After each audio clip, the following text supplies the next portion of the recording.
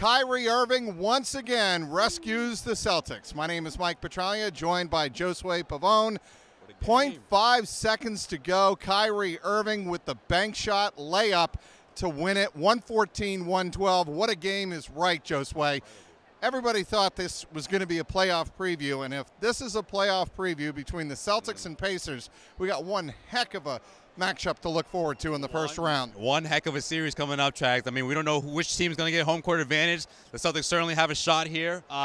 Big game coming up. We also have another matchup between these two teams in Indiana. But what a game here at TD Garden that came down to the finish. Kudos to Brad Stevens. We've been waiting. Well, I don't know about you, but I've been waiting to see Brad Stevens sort of go back to his after timeout magic where he was always that guy to come up with the big plays. We saw that at the end of this one. Not only using someone like Al Horford, someone that a lot of players, or I should say a lot of teams don't necessarily have, who can bring the ball up, divert the defense into thinking that the play's going to go one way, and what happens at the end ends up in Kyrie Irving's hand towards the basket. No jump shot. That's exactly what you wanted to see, and that's the finish that you got just in time with 0.5 left for the Indiana Pacers to go home with another loss. Both teams 45-31 now. The Celtics have beaten them 2 out of their 3 meetings so far. As you mentioned, they have 1 more remaining next week. Kyrie Irving, 30 points, but like you said, Al Horford set up that play, and Brad Stevens drew up a perfect play. But something I want to talk about in this game, Bojan Bogdanovic, 27 points. The Pacers didn't go away. The Celtics were up in this game 12-3, 20-9 at one point. They were up 35-25 after one quarter. They shot 50%. The Pacers simply would not go away. Jaylen Brown hit a three-pointer with about 5.5 minutes to go, and let the Pacers bench know about it, a corner three. It was 105-99. What do the Pacers do? 6 straight points to tie the game. Marcus Smart hits a miracle three as the shot clock went down with about 2:28 left. What do the Pacers do? They come back and hit a three. It was that kind of night. They sent the message, Trags. I mean, I know they didn't get the win here, but I certainly think they sent the message that they can not only contend with the Celtics, but their well-balanced attack on offense is predicated with what they do defensively, and that has a lot to do with Miles Turner. Miles Turner really impressed me tonight against the Celtics. He proved that they do have a valid rim protector. You saw a lot of times when the Celtics were trying to get to the hoop and making those cuts down the stretch, there was Miles Turner coming up with big blocks. Kudos to Aaron Baines. He had one heck of a night for the Celtics. I think the Celtics would have been, this could have been a loss. Yeah, it probably would. Oh, yeah, he had a double-double.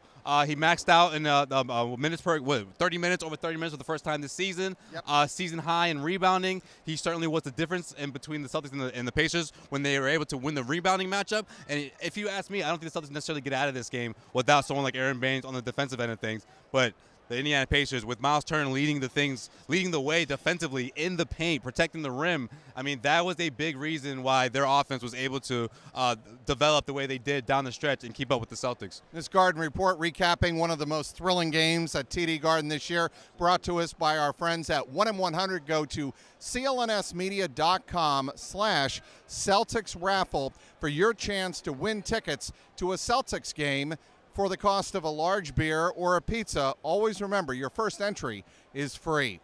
Okay, the Celtics won the game that they had to win if they had any intention of really getting that last home court spot in the first round of the playoffs sewed up.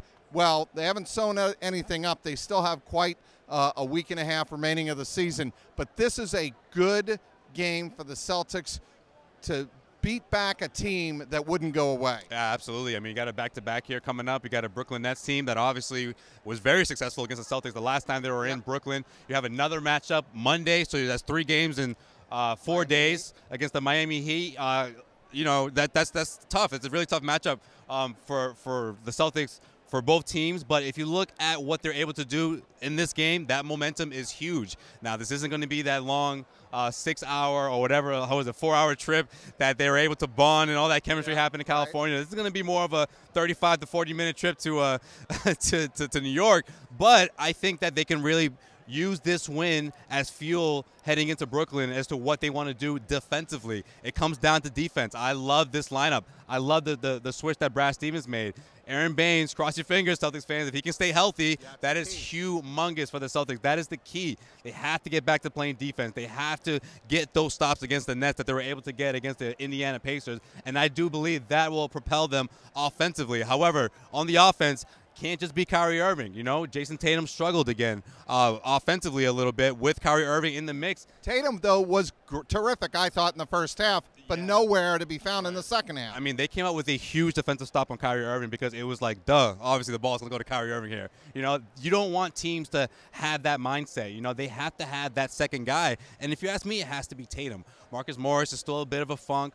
Jaylen Brown did hit a big three-pointer, but offensively, you need someone else that can sort of carry the load or help out or assist Kyrie Irving while he's going off the way he did. A tremendous second half, incredible game altogether offensively. But I do think defensively with Aaron Baines there in the mix, it makes a humongous difference. But we have to see a little more offensively. Celtics fans have been looking for a reason to really get behind this Celtics team. I think you got it Friday night in a thriller against a tough, gritty Indiana Pacers team. Kyrie Irving with a game-winning layup with half a second remaining. Celtics 114, Pacers 112. Inside TD Garden for Josue Pavone, Mike Petralia, CLNS Media.